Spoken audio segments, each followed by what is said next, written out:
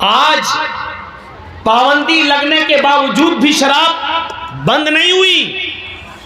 یاد کریے اس فیصلے کو جب محمد رسول اللہ صلی اللہ علیہ وسلم نے اعلان کیا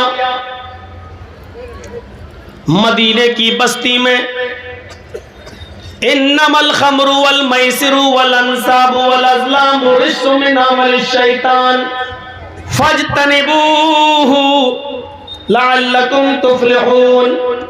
اے مسلمانوں، آج کلی طور پر اللہ تعالیٰ نے تمہارے اوپر شراب کو، جوئے کو کلی طور پر تمہارے لیے حرام کر دیا ہے۔ آج کے بعد شراب کا ایک قطرہ اور ایک بوند بھی تم نہیں پی سکتے۔ شراب مختلف مرحلوں میں بند ہوئی۔ شروع میں اللہ کے رسول نے، لوگوں نے بہت کہا بند کر دو، حرام کر دو، آپ نے کہا نہیں، لوگ دل زیادہ بنے ہیں، کیسے مانیں؟ نہیں۔ کوئی صحابی نماز پڑھا رہے ہیں اور نماز پڑھانے کی حالت میں شراب کے نشے میں اور قرآن کی آیت غلط پڑھ رہے ہیں۔ قُلْ يَا أَيُّهَا الْكَافِرُونَ لَا أَعْبُدُ مَا تَعْبُدُونَ کی جگہ وہ پڑھ رہے ہیں قُلْ يَا أَيُّهَا الْكَافِرُونَ نَحْنُ نَعْبُدُ مَا تَعْبُدُونَ۔ آئے محمد صلی اللہ علیہ وسلم کہے تو کیا ہے کافروں، لا أعبد ما تعبدون، میں ان دیوی دیوتاؤں کی، خداؤں کی پوجا نہیں کرتا جن کی تم کرتے ہو۔ لیکن وہ صحابی کیا پڑھ رہے ہیں؟ نحن نعبد ما تعبدون، میں بھی ان کی پوجا کرتا ہوں جن کی تم کرتے ہو، ہم بھی ان کی عبادت کرتے ہیں جن کی تم کرتے ہو۔ جب صحابی نے یہ پڑھا، ادھر نماز پڑھا کر فارغ ہوئے، ادھر محمد رسول اللہ پر قرآن کی آیت نازل ہوتی ہے، یا ایھا الذین آمنوا لا تقربوا الصلاۃ وانتم سکارى، اے ایمان والو تم نماز کے قریب مت جاؤ اس وقت جب تم نشے کے اندر ہو، جب تم نشے میں ہو تو نماز نہ پڑھو، حتی تعلموا ما تقولون، اس وقت تک نماز نہ پڑھو جب تک کہ تم اپنے منہ سے جو باتیں بول رہے ہو وہ خود سمجھنے نہ لگو۔ جب تم منہ سے نکلنے والے جملوں کو سمجھ ہی نہیں پا رہے ہو تو نماز کیوں پڑھ رہے ہو؟ اسی لیے تو تم قرآن کی آیتیں غلط پڑھ رہے ہو۔ اس لیے اب شراب پینے کے بعد نماز کے قریب مت جانا، جب نشے میں ہو تو نماز مت پڑھنا، اس لیے کہ تم قرآن کی آیتوں کو بدل دو گے، الٹی سیدھی آیتیں پڑھنے لگو گے۔ حتی تعلموا ما تقولون، اس وقت تک نماز نہ پڑھنا جب تک کہ تم جو چیز بول رہے ہو اس کو سمجھنے نہ لگو، اس کو جاننے نہ لگو۔ قرآن کی اس آیت نے صحابہ کو جھنجھوڑ دیا، یا اللہ کیا شراب پیو اور نماز کا وقت نکل جائے، نشے میں آ جاؤں اور نماز کا وقت نکل جائے؟ کیا ایسا بھی ہو سکتا ہے؟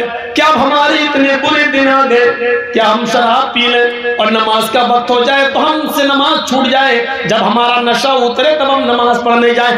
اس سے بہتر ہے کہ نماز پڑھا جائے اور شراب ہی نہ پی جائے۔ اس آیت نے بہت حد تک شراب کو چھڑا دیا، لیکن اس کے باوجود شراب حرام نہیں ہوئی۔ پھر ایک دور آیا، ایک جشن منایا جا رہا تھا مدینے کے اندر، انصار بھی موجود تھے اور قریش یہ مہاجرین بھی موجود تھے۔ اسی جشن میں لوگوں نے شراب پی اور شراب پینے کے بعد صحابہ نشے میں آ گئے، اور جب نشے میں آئے تو قومی عصبیتیں جوش میں آ گئیں۔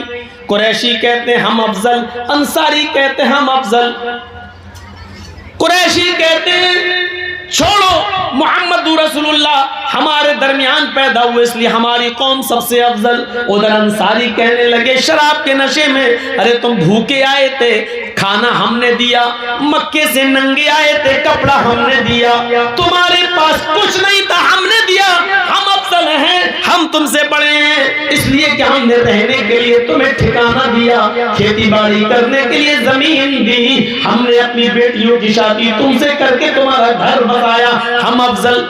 اتنے جوش میں آئے کہ دونوں نے تلواریں نکال لی۔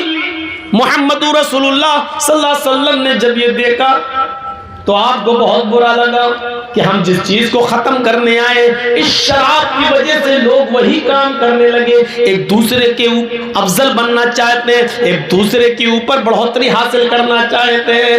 نظریں آسمان پہ ڈالی، ادھر سے قرآن کی آیت نازل ہو جاتی ہے، انما الخمر والمیسر والانصاب والازلام رجس من عمل الشیطان۔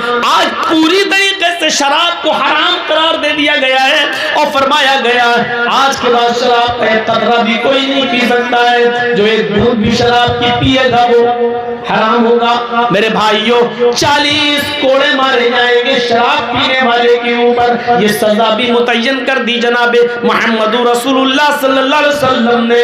جب یہ اعلان ہوتا ہے آج کے بعد شراب حرام کر دی گئی تو مدینے کی گلیوں میں شراب ایسے بہائی گئی، گھڑے اور مٹکے توڑے گئے، ڈرم الٹ دیے گئے، بڑے بڑے برتنوں میں جو شراب بھری ہوئی تھی ان کو ڈال دیا گیا، نالیوں میں شراب ایسے بہ رہی تھی جیسے قربانی کے موقع پر جب ہم جانوروں کو ذبح کرتے ہیں تو ان کا خون نالیوں میں بہتا ہے، بلکہ نالیوں سے خون، نالیوں سے شراب باہر آنے لگی اور سڑک تک بھر شراب آ گئی، یعنی اتنی شراب بہائی گئی کہ نالیاں پر ہو گئی اور نالیوں سے وہ شراب بھر کر سڑک کے اوپر، روڈ کے اوپر آنے لگی۔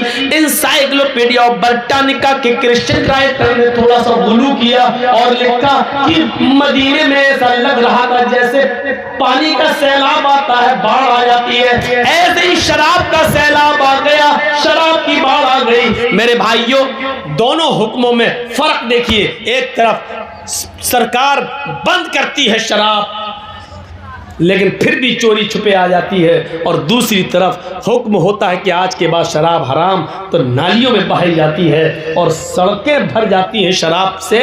اب آپ اندازہ لگا سکتے ہیں اتنی جلدی کون سا حکمراں ہے جس کی بات پر لبیک کہا گیا ہو سوائے محمد رسول اللہ صلی اللہ علیہ وسلم کے۔